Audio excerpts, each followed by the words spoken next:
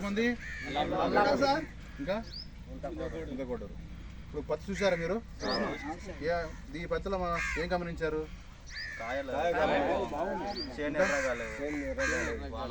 ఇంకా హైట్ కూడా పెరిగింది. ఇంకా బాగా చెప్పారు. ఇంకా బాగుంది. ఇంకా ఇంకా పత్తి బుగ్గ కూడా బాగానే. Okay okay. ఇక్కడ ఇప్పుడు ఏంటంటే మనం ఈ పత్తి ఏం పత్తి గట్టిగా ఇప్పుడు మీ చేతికి బోట్లు ఎందుకు ఇచ్చామంటే ఆ పేరు మీకు తెలిసిద్దని. ఇది మనం వచ్చాము చూసాము మనకు తెలియదు కదా పేరు, అదే మీకు బోట్లు ఇచ్చామన్నమాట. అంతే. అందుకని మనది తులసి కంపెనీ అన్నమాట. ఈ తులసి కంపెనీలో ఈ ఇతర పేరు మన కబడ్డీ అన్నమాట.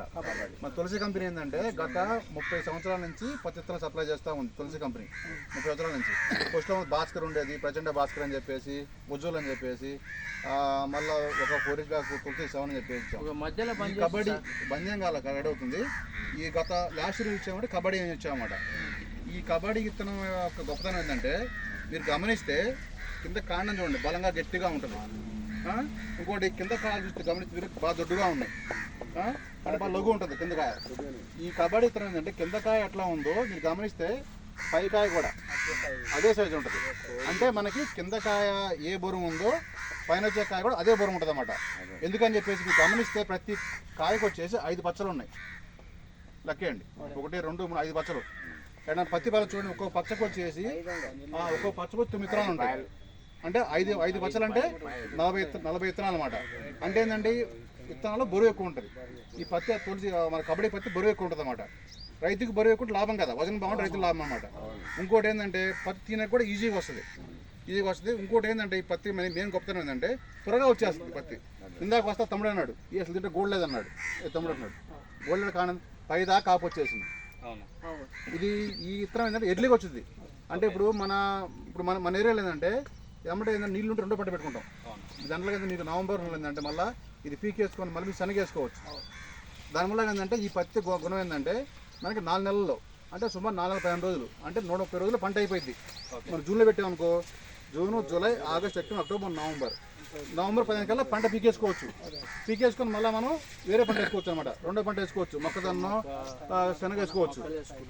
ఇంకోటి ఏంటంటే దీనికి ఏంటంటే గులాబీ రంగు పురుగు అంటే పుచ్చిపత్తి తక్కువ వస్తుంది.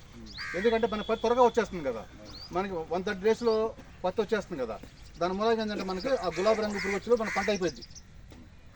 దాని వల్ల మన పత్తి తక్కువ పెట్టింది. మన గులాబీ రంగు పురుగు వల్ల మన పైన వచ్చే పత్తి పుచ్చిపత్తి రాదన్నమాట. దిగుబడి ఇప్పుడు నువ్వు చెప్పు ఎంత వస్తుందో. ఇప్పుడు జనరల్గా ఏంటంటే ఒక చెట్టుకు వచ్చేసి 5 కాయలు ఉంటే కింద పత్తి, 5 కింద పత్తి. ఇప్పుడు ఈ చేలో నీకు యావరేజ్ ఎన్ని కాయలు ఉండొచ్చు? 50 ఉన్నాయి, 60 ఉన్నాయి, ఒకదానికి 90 ఉన్నాయి. మన యావరేజ్ 60 తీసుకుందాం అంటే ఎన్ని వస్తాయి? 12-15 క్వింటాల్ ఇప్పుడున్న పరిస్థితుల్లో.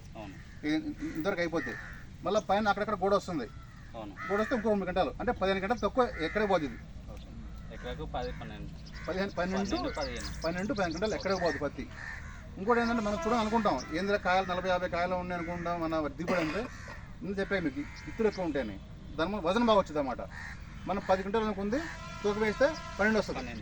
ఎందుకంటే కారణం ఏదో భ్రమ, ఏదో మాయ కాదు, ఇత్తులు ఎక్కువ ఉంటాయి. మనకి రైతుకు కావాల్సింది ఏంది? ఇత్తులు ఎక్కువ కావాలి.